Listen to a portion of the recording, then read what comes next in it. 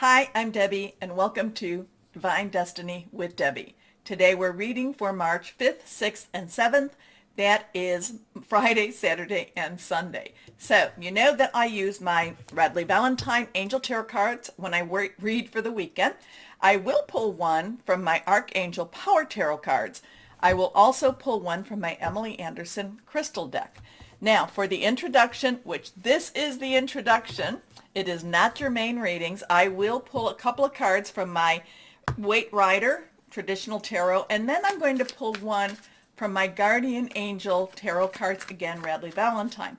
I think we need a little gentle energy, and those are very gentle cards. They can tell you that you're fired in very nice ways where you say, oh, thank you, thank you. Not that anyone's getting fired, but just wanted to say that. Anyway, I have prayed, meditated, and infused all the decks with Reiki energy, but remember, this is a general reading. It may or may not resonate. Take what you like, leave the rest, okay? Okay. Now, the power couple, which has been a power couple since what? A couple of weeks ago, it is Venus and Mars. They've been together. They were in Capricorn. I likened them to Bonnie and Clyde. Now they will be going into Aquarius, and they go into Aquarius, and they don't do this very often where they come together. Mars and Venus has a very strong love, a love relationship. They want to be with each other, and they're not. So the next time that they will be together after this thing with Aquarius and such will be in February of 2024. Okay, so remember 2024, Pluto and Capricorn. Pluto leaves Capricorn around, I think, the same time. But anyway, Venus and Mars enters into Aquarius. Mars enters it at 1:23 a.m. Eastern Standard Time, and then Venus comes in right afterwards, 7 minutes later, 1:30 Eastern Time, a.m. So, Aquarius is very independent. They have their own way of thinking, though, and it doesn't necessarily mean, that it's general consensus, but Aquarius has a very, it's an air sign. So again, there is our, strategy, making plans, thinking. I kind of get this. I think that in the beginning, when it was in Capricorn, I kind of feel this vibe with Mars is kind of like, oh, I need a little bit of time to breathe and be by myself. Oop, here comes Venus right behind. And Venus has all of the bridal magazines with her.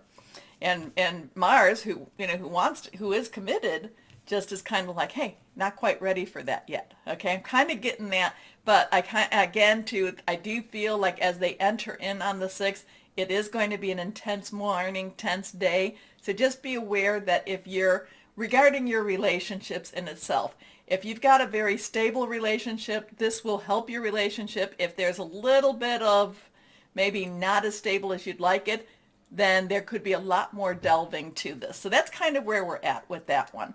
Now, there is things that go on with Mars and Venus that it's kind of funny towards the end of the month or towards the middle. Well, as Pisces is getting ready to transition into Aries, there's some things going on with that. I'll talk about that a little bit later. But also, I do want to mention, I know this is a little bit all over the place, I'm sorry, but I do want to mention that I've been getting the downloads about, the Ides of March. And if you know your Shakespeare, which I know it just cursory, I'm not, there was Beware the Ides of March. Julius Caesar was given a prophecy to, basically, hey, your life's in danger, and especially the Ides of March, which is the 15th of March. Ides are kind of the separation point of the month, okay? And he died. He was murdered. He was murdered by his supposed best friend, Brutus. So there's something going on with that. Something going on with the 15th. The 14th, we're having, meteor showers, asteroid showers type of thing. The 15th, I told you about. The 16th and 17th has some really strong holy day connotation. 16th to 17th Purim. 17th is is St. Patrick's Day, and both of them have a battle with a victory. Okay, both of these holidays have a battle and a victory to it. Then we go to the 18th, which is the full moon in Virgo. And then we go, there was something with the 19th is when Venus is squared with Uranus, and kind of where, Uranus is the expect the unexpected, and 19th, so Venus is very emotional, very, very headstrong too. And then expect the unexpected. Then that was the 19th to 20th. We have Aries season beginning, and we have the spring equinox in the northern hemisphere. In the southern, it would be the autumn equinox. It is where daylight and nighttime is equal. And it's also when the veil between this world and the other is very, very thin. So I just have been feeling kind of like, and I will tell you when there is astrological stuff like, Pluto and Pluto in Capricorn, and, it's very solid.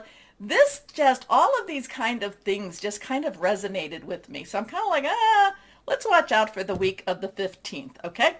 Or it actually starts on the 13th, which, according to these, that's, well, anyway, we'll just keep moving on with this. So let's see what we have for the weekend, though, of the 5th, 6th, and 7th of March.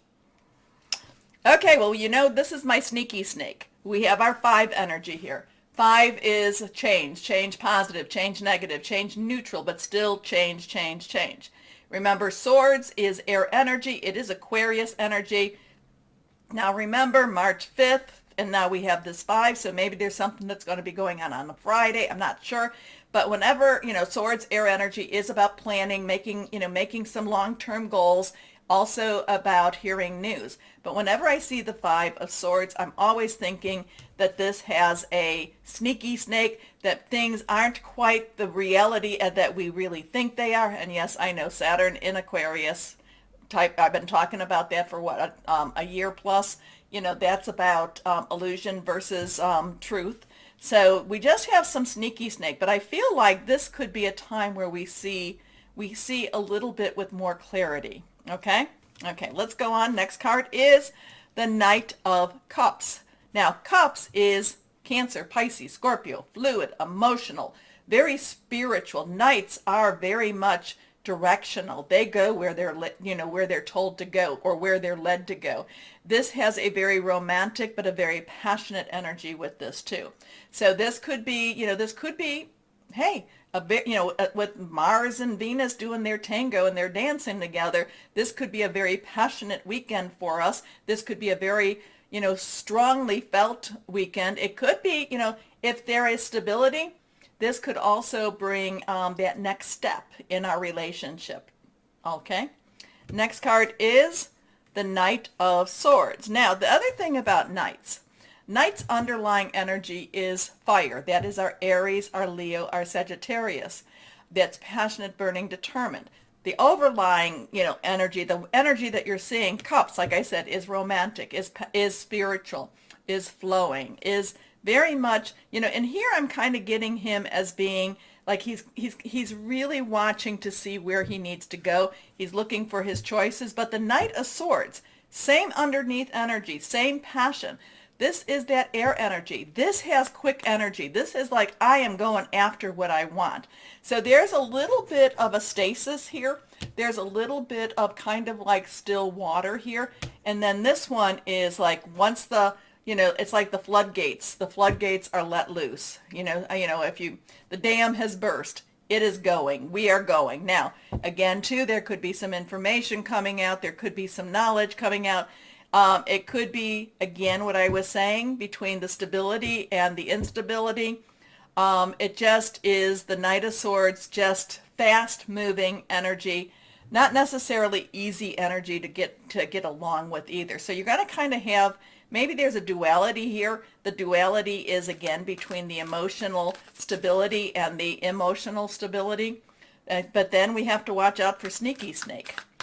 So, Sneaky Snake is leaving his comrades or, his compatriots or whoever that is. He's leaving them with only one sword each. He's taking the other swords. Now, 2 cards coming out. Okay, interesting with this one. So again, we have our fire energy. We have our 9. 9 has completion energy. It's everything is wrapping up. Again, fire, Aries, Leo, Sagittarius. You've worked hard to create the things you cherish in your life, such as a beloved relationships, amazing accomplishments, and hearth and home. Rest assured that all these treasures and you are being constantly protected by your angels. In return, Mother Earth, the animals, and the environment need your protection too. Now, we have a 6. So now let's see, do we have any? We have a 5 and we have a 6 energy. We have 5, 9, and a 6 energy. This is the Lover's card. 6 is the number of man. So we've got, we've got some really very positive and stable energy cards here. And I know the world outside may not necessarily feel that way. We do have some of these, these 2, sword energy does have some, just kind of uncomfortable energy around it. But then we have open your heart. And this is one of the things that we talk about to everybody here, all of you, is basically we need to shine our light. We need to be the bright light. We need to show our love. So it might be that we need to do it so much more to the world this weekend. Maybe this is where we're getting, this is what we've been prepared for. So open your heart. Allow love to grow and bloom all around you. You've waited for this emotionally fulfilling experience for such a long time, and now the time has come. Make your choices by listening to your heart and then following the steps you're guided to take. Joy will lead you to a vibrant and healthy life. So we've got some, again, these 2, like I do feel very calm. I feel very steady with this. With my swords, I feel like let's just go. Let's go get, let's get it done. Let's just, and then we have Sneaky Snake. Okay. Interesting stuff with this. I would get a beware energy. I get a, connect, of course, with your higher power. Stay positive energy. Stay firm. Stay focused energy. Even when this good old Aquarius, Gemini, Libra, air energy might be pulling some switches, pushing some buttons, just telling you to just get going and let's get a move on it. I still feel like, again, that beware the Ides of March. I do feel like we have a little bit more, I don't want to say more time. We have a lot more time. But, this is going to be just one of those times that just brings us to that next level. Okay? I just feel like this is, again, enjoy this weekend. Lots of things happening. Let's see where we go with all of this. Please, I hope you like, share, subscribe, click on the bell down there for notifications, and let's start our readings now. Hello, my Scorpios. How you doing? Well, no matter what's going on in the world, we live our lives. So let's see what the energies will be like for this weekend, okay? For my Scorpios. Okay, we got 2 cards that have fallen. Where are we at here? Oh, well, I like the Queen of, 7 of water. What is it? Choices, choices, choices. Queen of fire, spread your wings. So let's see what we have here. Let's see what we got going on with the last card. Last card will be face down. It will also be reversed. So we have the 7 of water. Water is your energy. It is also Pisces and it's also Cancer, and we are in Pisces season right now. 7s have a divine energy to it, divine umbrella, divine intervention type of energy too. This is, again, I feel like there's some choices here for you, and the thing is that don't just jump at anything, right? There's choices happening. There's like, you've been asking, you've been wanting, you've been maybe wanting some changes going on in your life, and the changes are being offered to you. You need to look a little further into which pathway you want to go into.